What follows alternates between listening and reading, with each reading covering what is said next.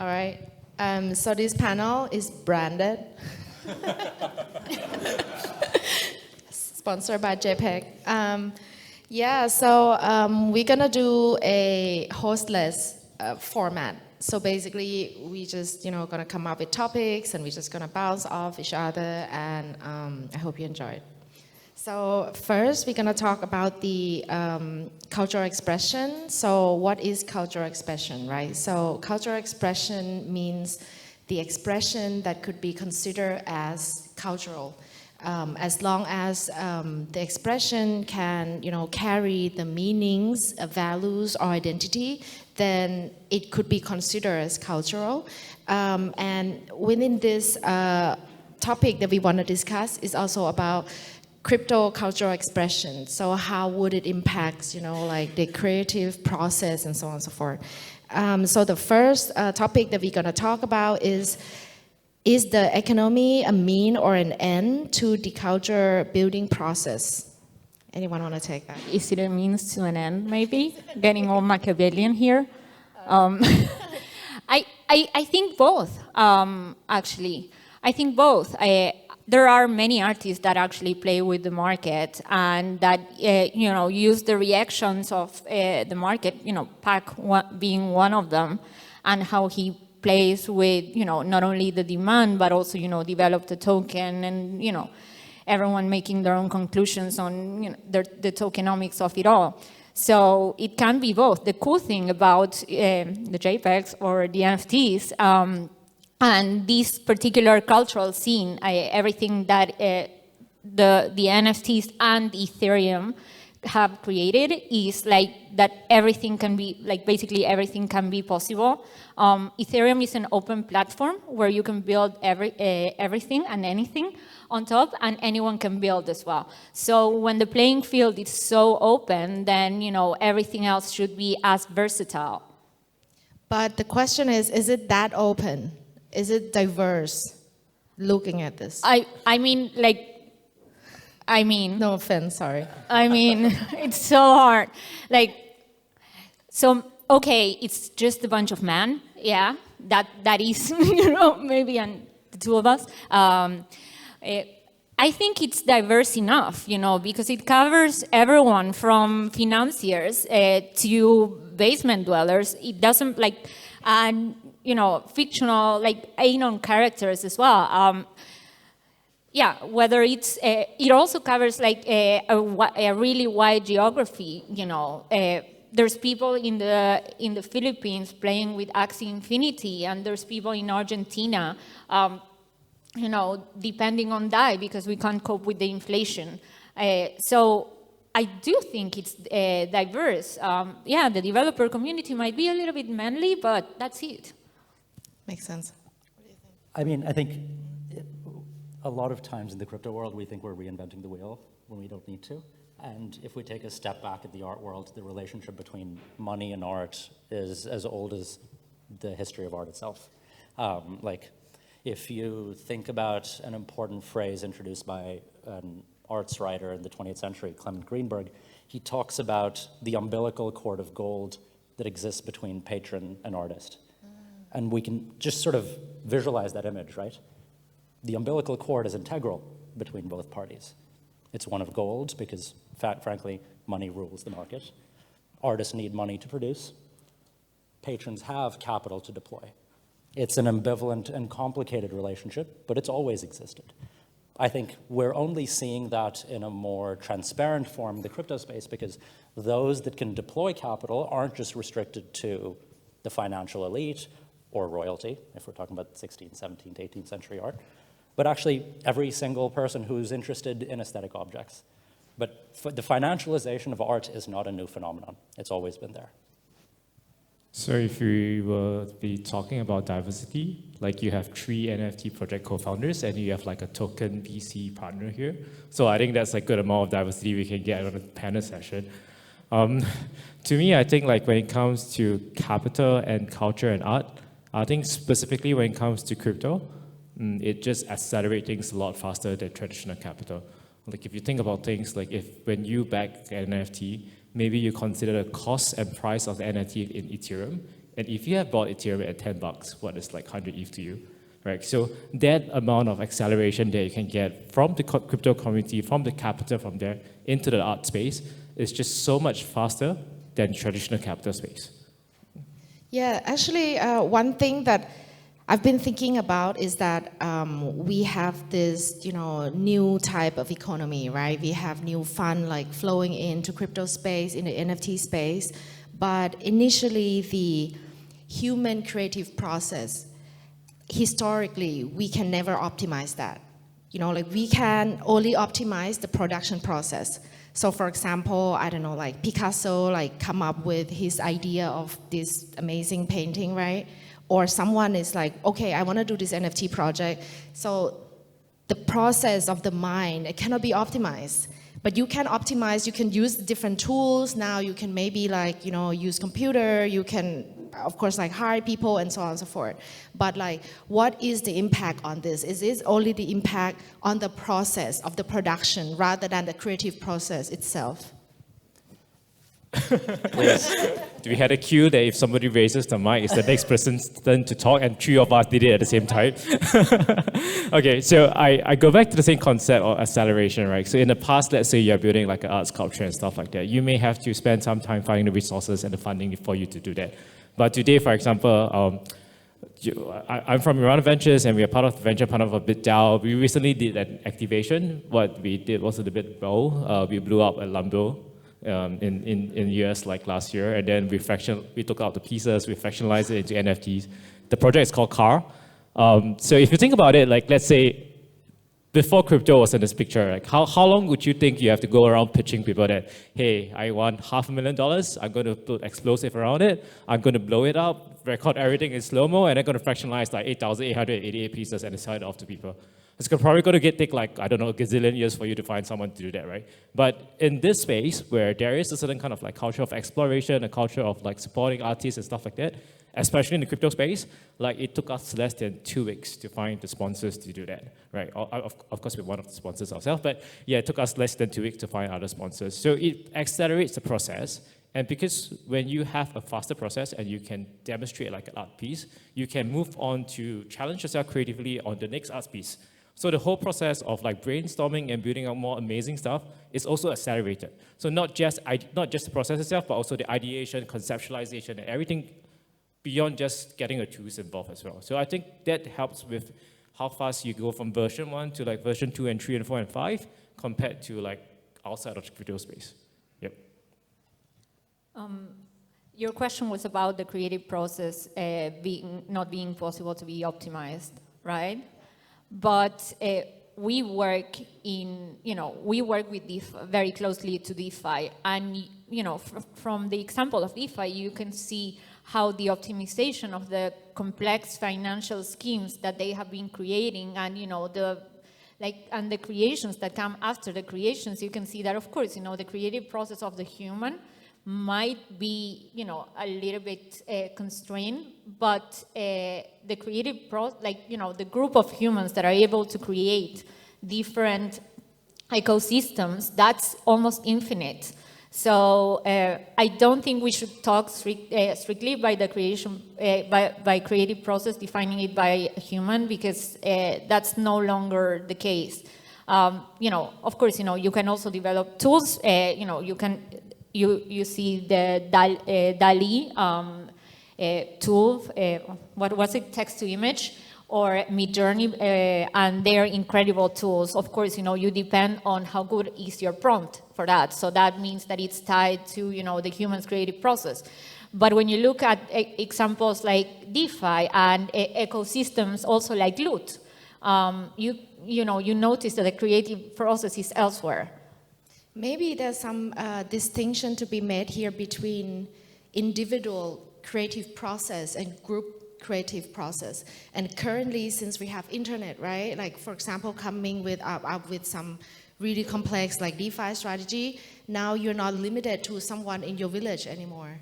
You can have talent all around the world, and that's somehow accelerating the process in itself as a group, right? But as individual, it's hey, I'm gonna paint something by myself. So that's another thing, I guess. Well, absolutely, but I don't think we can, I think it's very hard right now to actually build in isolation.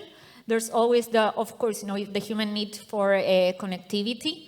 But also, we have these, we have so many precedents of ecosystem and world building, doing it together with communities that I think it will become native for like humans to, start depending on others for creative processes and building networks. And I mean, isn't the topic of this conference also the new Gestalt, where the sum of the parts is actually the actual work?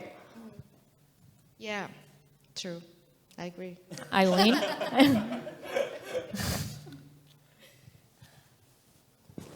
Please. Oh. All right. Yeah, so go back a little bit about the crypto native cultural institution. So actually, maybe we can talk about what are we striving to achieve here, right? How the ideal crypto native cultural institution should look like. So when we talk about institution, like a lot of us think we should abolish it, right? But do we actually need institution? Maybe instead of abolished institution, maybe we should rethink it, for example.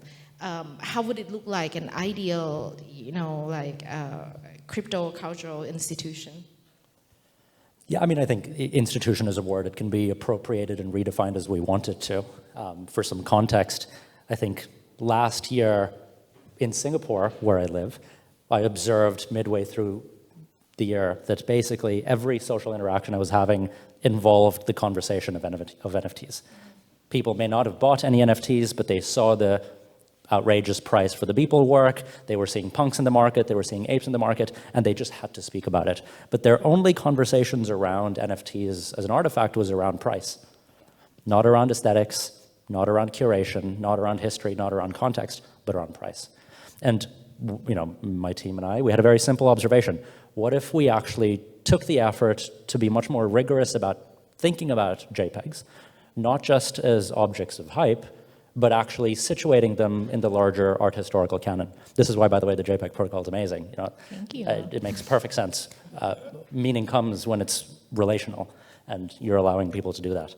Thank you. But yeah, we wanted to host a museum-grade exhibition focused on digitally native works in a physical space, so that people understood Robert Alice's work, or Fernandez, or Ringers, or apes, or rare Pepes, as something that actually has a much, much larger and longer history, not just in the last 6 or 12 or 18 months, but speaking to art objects from 200 years ago in a really meaningful way as a cultural institution is supposed to.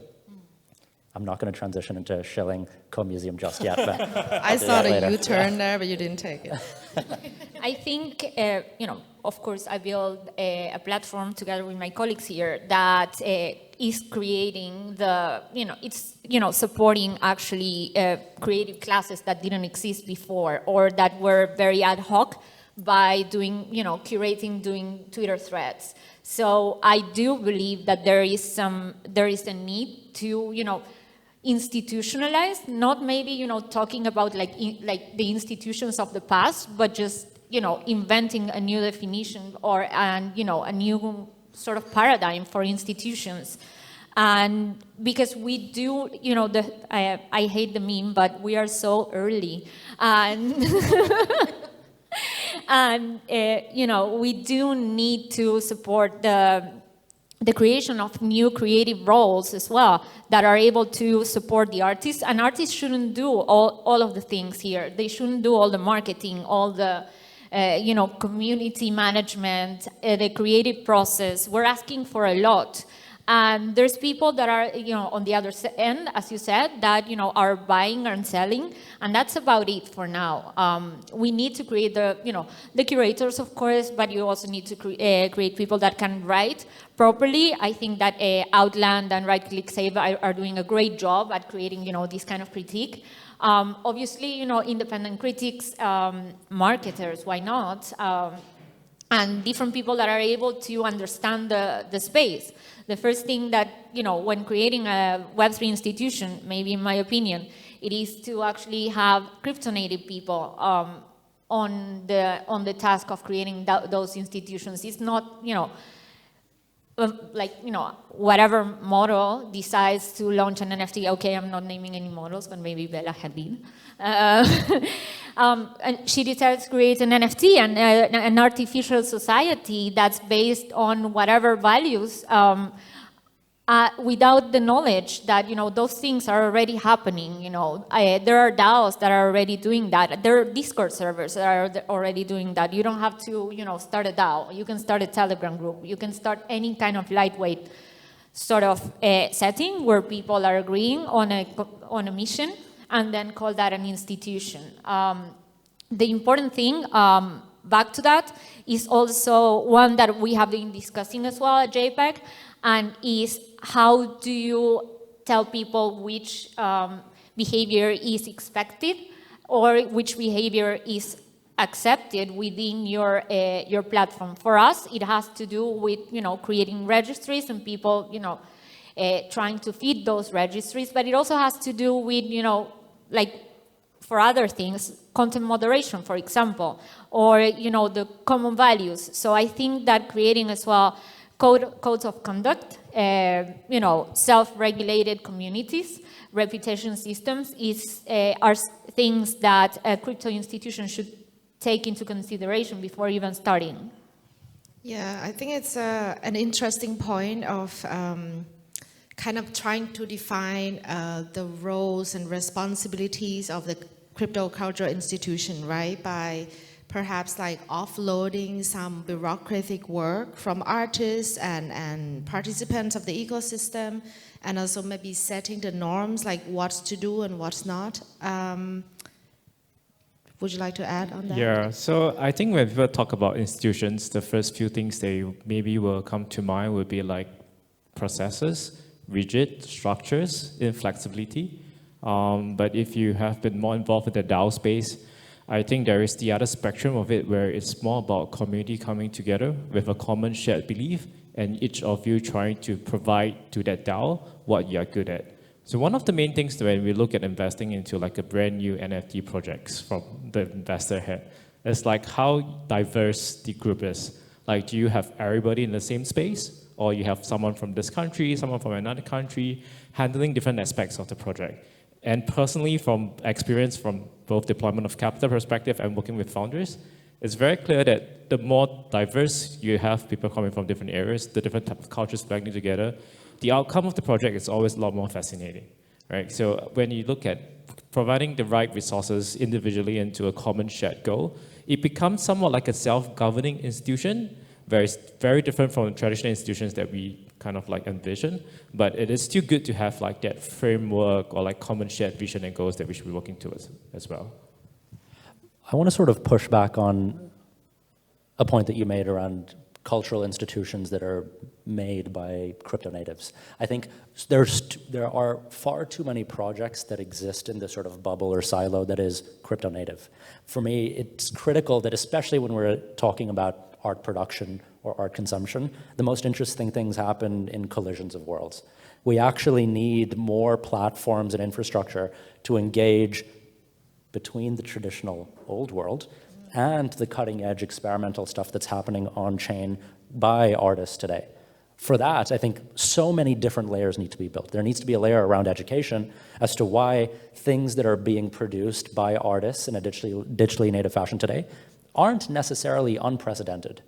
They're in a larger canon that they're being inspired by, even if they're not aware of the inspiration. We also need to think about how Picassos and Matisses and Warhols and Basquiat's actually have a great significance to the world that we're living in today. That they're not independent, they're actually deeply dependent on each other. At least that's the foundation of the work that we're doing. No, for what it's worth, I think that your argument is also very valid. We have different point of view, but also, what is a crypto native? In my opinion, a crypto native is someone that can understand that, and there's like a whole ecosystem that can understand that there's like, different narratives tying up different actors. It's someone that can use the the instruments that we are using in Web3, but it doesn't mean that a crypto native person can't work at a museum. It can be a crypto enthusiast that flips JPEGs after work. That's a crypto native.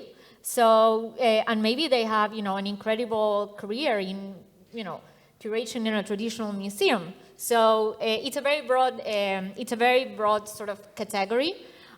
But also it's one category that it has relatively low barriers of entry. I do, however, believe that the best ideas come from the diversity. So but crypto natives are very diverse. If you think of the particular definition that I tried to explain, because it is very vague. Yeah. For example, like the first good think tanks and like world building around art and technology was built by in Black Mountain College, and it was built by people that were connected there together. They weren't just like brought from like different sides, but they had to have certain knowledge in order to speak the same language. Yeah. So, yeah, I actually kind of agree. Although I acknowledge your point that we need to make a connection broader, from Web3, right? But on the other hand, when we see how the Web2, the peer Web2 institution, how does it, work with the Web3 projects or art ideas? Obviously, it doesn't really work. And so I think the other way around also wouldn't really work as well, but it doesn't mean that there cannot be a connection. Because in fact, I think creating some sort of institution or organization or even, the coordinated group, it is more or less easy to operate if you have one strong focus, right? If you have two competing focus, I think it could be difficult, but it doesn't mean that it's, mutually exclusive. Yeah, I mean, I think you might even be giving the traditional art world too much credit if you categorize them as Web 2. I don't even know if they're Web 1, maybe they're Web 0. But that's Zero okay. Web. Zero web, exactly. Yeah. It's not a problem. As long as we can collectively agree that there is a reason why when you're in Berlin or in London or in New York or anywhere else in the world, we are compelled to walk into a museum and stand in front of a painting for 30 seconds and experience a moment of confusion or boredom or anger or joy or whatever. That very human impulse, if we can agree has value, then there is a reason why if that is true, then we should engage with it. I think in our case as a business, for instance, it was of deep, deep value to us that masterpieces have stood the test of time. When we look at Picasso's in a museum, it has passed multiple fragility tests. People have said that this was garbage. People have said this shouldn't belong here. Then people said this was interesting. Then people said it was bad. Then they said it was amazing. And now we say it's genius.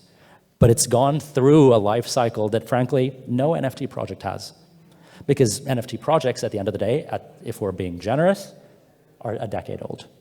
Well, no, please. Actually, I do believe that some of the NFT projects, very, not all of them, of course, but CryptoPunks, the digital zones of immaterial pictorial sensibility, I think that's the right order of words, by Mitchell Chan. That's one that also has, sustained over time. Rhea Myers, the rare Pepe cards as well. There are many of those. The thing is that, the problem is the current market with the acceleration, as you mentioned, that, we're printing tokens every, and PFPs every day, then, of course, those will probably not hold. But I think you're correct. We should be searching for those that resist different opinions, different trends, and whatnot. Yeah, but sorry. All I was going to say was I don't even think we need to search for them. I think time will do that work for us. It's just we feel like we've lived through a lot of time because things in crypto move so fast and so intensely. But the Bitcoin white paper was written in 2008. It really hasn't been all that long. Especially if we want to situate NFTs in the history of art, nothing has happened yet, which is amazing because there's so much great talent that is working today. But we need to understand that history is long, and many things that we think are relevant today will be incredibly irrelevant. So one way to think about what could be relevant 50 or 100 years from now is to look 300, 400, 500 years in the past and see, why are the things that we're looking at in museums today actually here? I don't think those conversations are actually happening with the level of depth that they should. And when they do, NFTs start to not be just seen as an object of hype, but much more rigorously treated by scholars and curators and museums, and then we can build new kinds of crypto-native cultural institutions, as the title suggests. Yeah, but this actually sparked a new question. Is NFT an art? No. Oh my God. Oh, well. It's everything, an NFT is basically a piece of technology, and it's very versatile. It can be a financial instrument, it can be art, it can serve as identity. It can serve as, a reputation badge, like, the new soulbound tokens, or the work that Otterspace is also doing around. So, yeah, to just classify NFTs as art is just like a very constrained category. So I think everyone agree that NFT is not just art, but I think art lends the visual aspects to NFT in a very simplistic manner, right? So if you're familiar with a project that's called Nouns, it's basically you buy this NFT which they sell on a daily basis. Obviously, it looks cute, kind of cute. You have like rainbow unicorns and stuff like that. But what you're really buying is that treasury that they are building, and each of the noun that you buy on a daily basis is a governance vote on what the treasury can eventually be used for. So is that a piece of art, or is that a piece of governance that you're buying, or is that a piece of a treasury that you're buying? So obviously NFT itself is not just art. There's so many use cases for that. But I think what is interesting about NFTs when it is an art or visualization is it lends a form of like relationship with the person who looks at it and appreciates it in a different kind of way. Like if it was not a pictorial governance, just a token that you have, I think your attachment to your NFT will not be as intense as what you have today. Like I am proud to use like one of my nows as like a profile pic because I relate to that particular now. Maybe I bid it more than a 50 ETH floor just in order to buy that stupid now. But I think that the visual aspects of it lends that relation and then gets you, okay, maybe this is the wrong word, sucked into it and like committed to it from a longer term perspective. So not just art, but I think it's a good way to get people into the space. I think it's a good point because when we talk about NFT is, of course, a token standard, right? And it could be a piece of governance, it could be presented as an art. So I think we have to scope down a little bit. Is CryptoPunk an art? Is someone gonna like come? Oh, okay. Is it? Thank you. I guess whether a piece of physical art or like an NFT is considered, it depends on the community that holds it. Like if everybody thinks like a Picasso is worth like $500 million, it is worth $500 million. If everybody thinks that the CryptoPunk is worth like a certain amount of money, it's an art, then it will be one. It depends on the consensus of the community, or at least that's what I feel. Yep. I mean, the most frustrating definition of art that I got, which is honestly also the most truthful, is art is that which makes you question the definition of art. And so if we're debating whether punks are art... Oh my God. All right, I fell into this trap. I'm not even going to answer this question. Yeah, I'm stuck now. Well, okay, so actually one of the things that it's quite interesting to discuss about in terms of this crypto-native cultural institution, like the process of building this, is also to dig a little bit deeper in a way where NFT in itself, is it a medium or a tool? We already touched on it, right? We're trying to define it with like, the utility. Is it an art? Is it a piece of DAO governance? But is it a medium or is it a tool, Oli? It's both. I mean, Lili. It really is both. I mean, the nouns example is perfect, right? Because it's a tool for treasury generation and management and governance. It's also an amazing experiment in how you can do infinite on-chain things visually. The fact that a new work is being generated automatically every single day for the rest of time, it's kind of absurd. And yet we're able to do it in a meaningful way. So I think just in that one example, it's absolutely both a tool and a medium, if those were the categories. True. So from this, it's also quite interesting to think about how, let's say, if we would have an ideal crypto-native cultural institution, right? What would it be focusing on? Maybe it's focusing on the process, you know, because if NFT has been considered so much as a tool rather than a medium or, you know, as an expression of arts, so this institution basically would be, is it a cultural institution or is it basically a place where you can optimize all the process because if you think of it as some sort of a tool, right? Do we need a culture for a tool or token standard? Absolutely. I mean, like the good thing about NFTs is that, you know, they were born, of course, as a token standard, as a need for the people behind CryptoKitties to, you know, create like a token with particular attributes that would fit to their use case. But after that, you know, a whole culture emerged from there. So, you know, the NFTs have become cultural objects, as well as, you know, all the other kinds of objects that I mentioned before. And I think having institutions, whether they are to create, to collect, to support, to curate, or even to breed culture like Friends with Benefits, are very necessary. Some things to keep in mind, you know, from like regular institutions to Web3 institutions, you know, board decisions, whether you have a board or not on a Web3 institution, I think that's also totally possible. It depends on, you know, what's the goal of the particular case.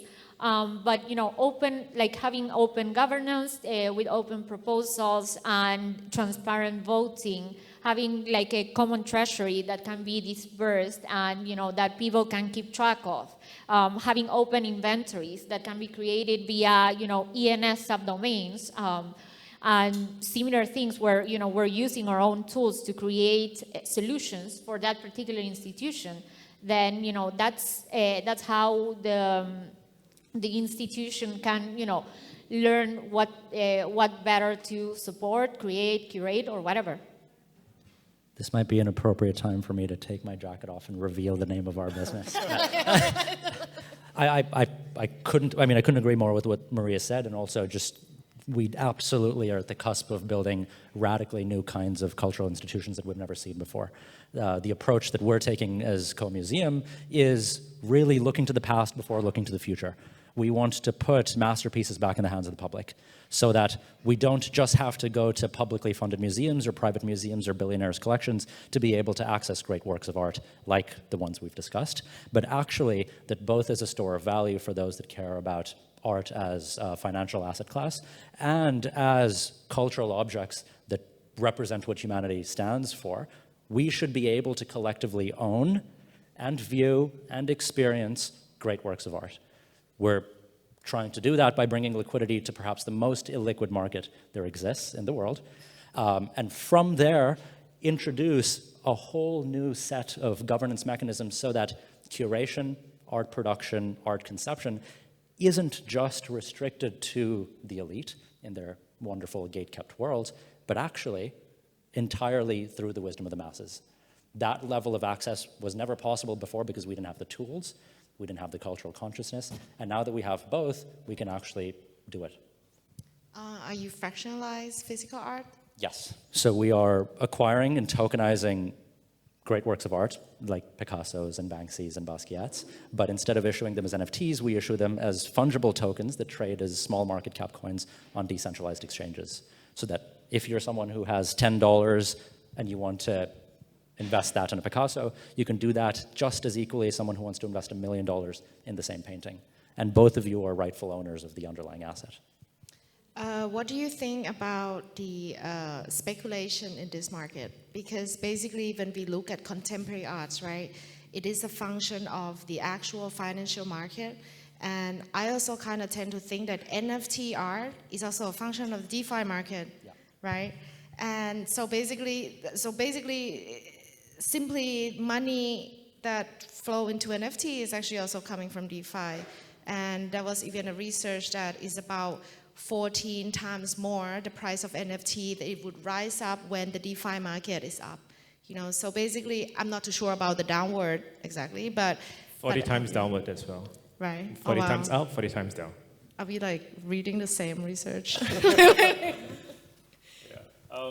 I think what's interesting when it comes to investing in the DeFi space and the NFT space is some investors there I know, when it's a market downturn, they would rather sell the DeFi assets than selling the NFT assets, right? So I was just kidding about the 40x out, 40x now. So at least from our standpoint, from an investment fund perspective, like I've seen good NFTs, strong communities hold their value a lot better than like DeFi protocols tokens themselves, right? Because there is that level of like relation that they have built with that NFT itself, along with like the art, right? The concept of ownership. And also because if you have bought this particular noun or crypto pound, and if you were to sell it, I think the first question people will be asking, are you running out of money? Is that why you have to sell NFT? So that's not the ideal situation that people want to be in anyway. So yeah. Yeah. I think it's really interesting also, you know, what VC funds are doing with, you know, also becoming collection institutions, getting, you know, dedicated analysts as well, that go beyond, you know, the financial possibilities or like predictions of an NFT and go into the art and the conceptual layer as well.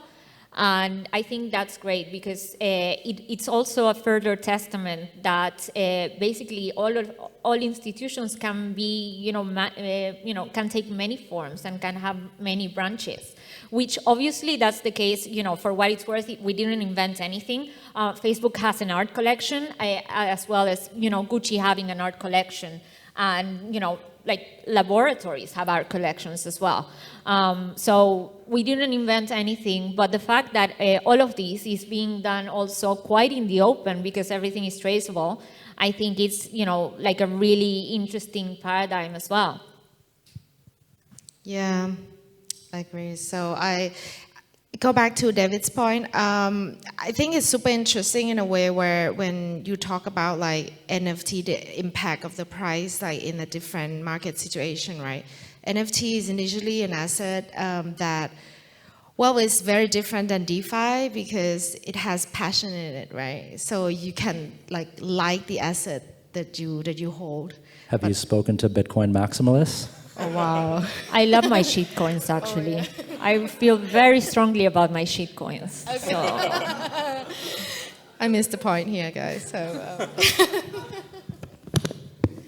No, but I think, look, to your point, I think both you and David are actually right. The fact that we have a more emotional connection to aesthetic objects makes them more resilient to market downturns. Not entirely, but there's a reason why, historically, art has been a very strong store of value.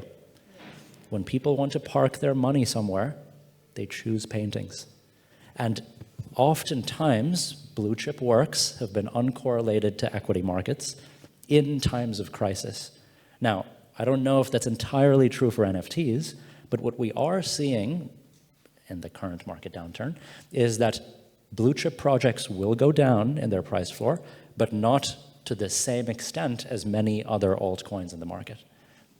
Maybe that's a sign that, again, people have similar kinds of relationship to digitally native art objects as they did with non-digitally native art objects, which is that even when shit hits the fan, they care for it enough to hold on to it, which is a really amazing thing.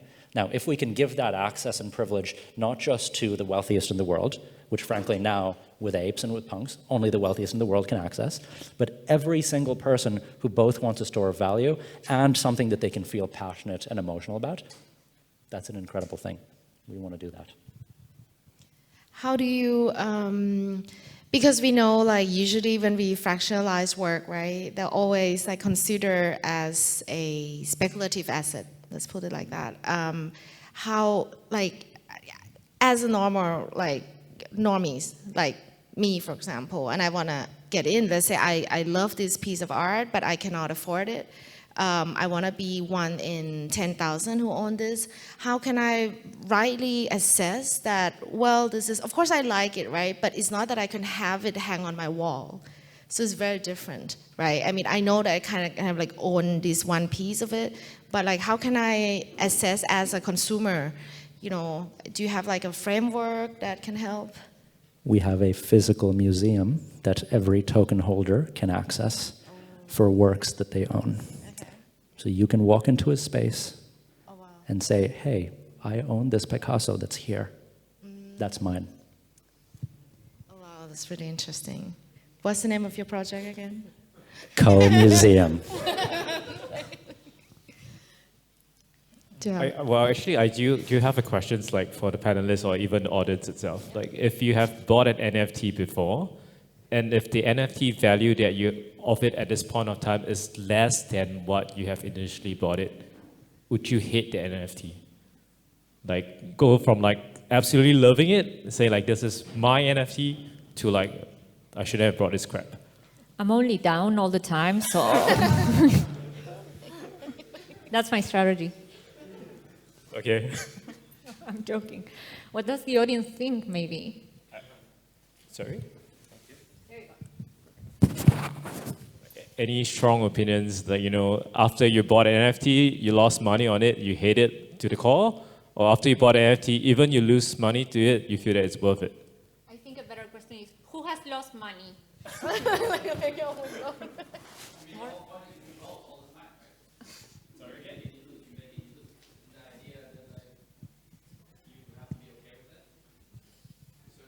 Are you buying, when you buy an NFT, what's your decision-making process? Is it to make money, or is it because you like the community, or you like the art piece?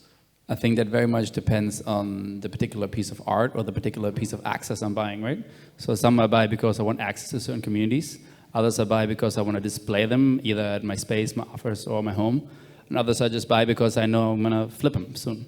So I think it really depends on what you're getting yourself into, right?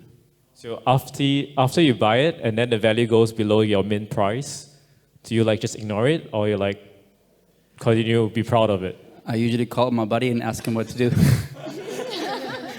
He's managing it. No, but in general, I mean, if it's art related, then the idea is to hold. If it's other stuff, the idea is to So I think the interesting part about like NFTs and traditional art pieces is if you do sell your NFT, then there is like this downward selling pressure. But if it's like traditional art, like a Picasso, right, there's a floor price. Like, what's the minimum price of the Picasso?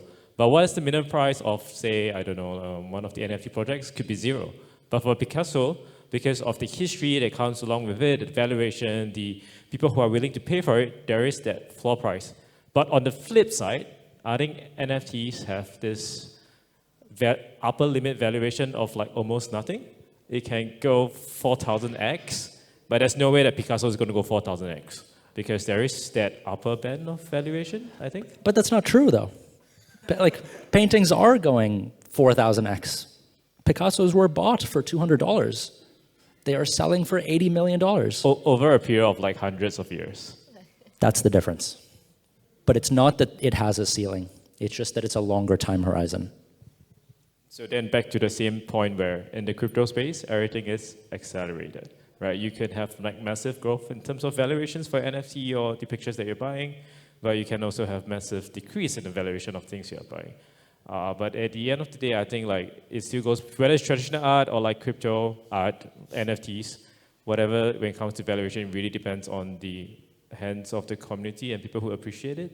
I think that's the underlying consistent point across both types of art. Yeah. There's a question over there. Thank you. Thank you for the panel. Awesome. I just have a question around all the events that lead to the definition of the price. So all the coordination of communities to reach consensus about the price of culture and the assets. How much of it do you think should be like centralized versus decentralized? All those like conversations, chats, interactions, because the reason why those things have value is because of all the consensus that is like social and that's happening through tons of conversation. Yeah, so what's your take on that? There's like a similar consensus happening and the consensus around provenance before was rather decentralized, also very informal. If someone would claim that they were friends with Rothko, and then, that meant that, they saw him create the artwork, then that would just like, claim, that would just like validate the claim that that artwork, had the particular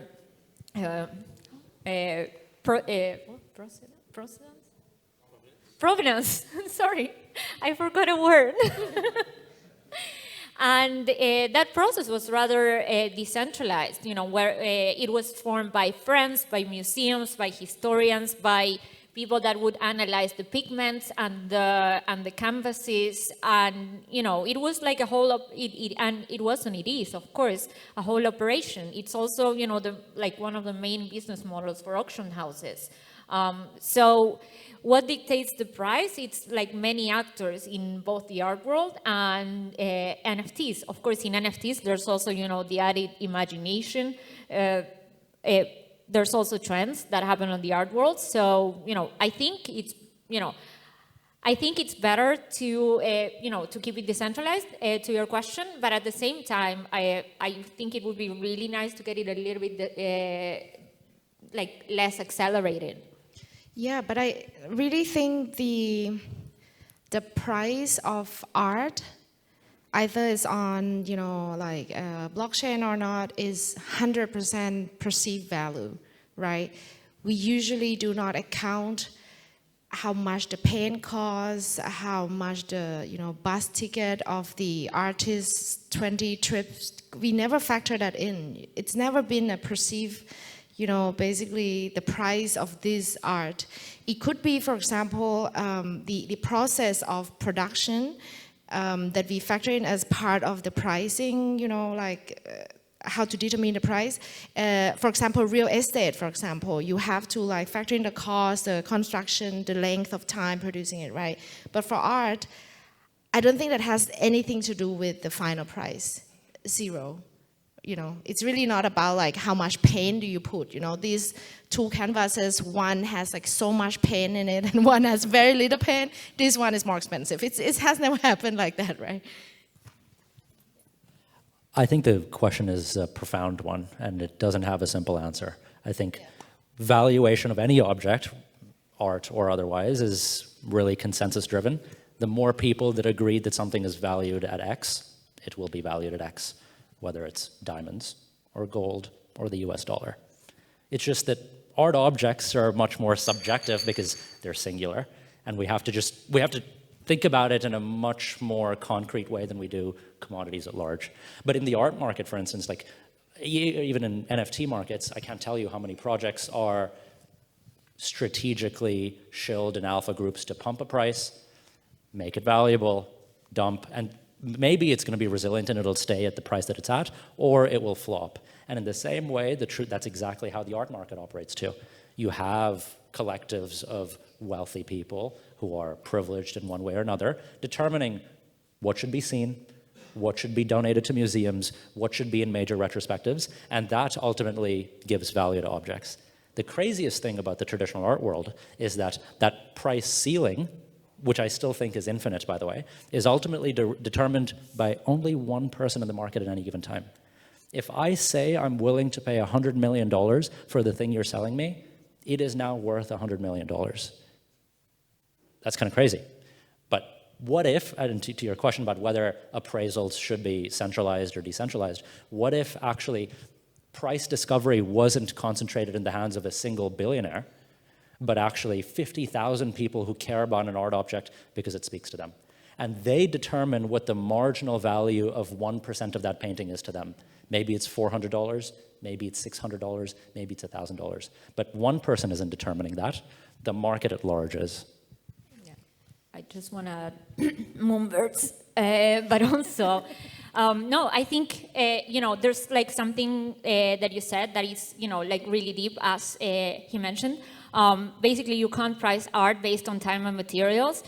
Because also, ideas, concepts, people that dictate the market, all of those, like there's too many subjective factors in play to, just like try to price things objectively. There's no such thing.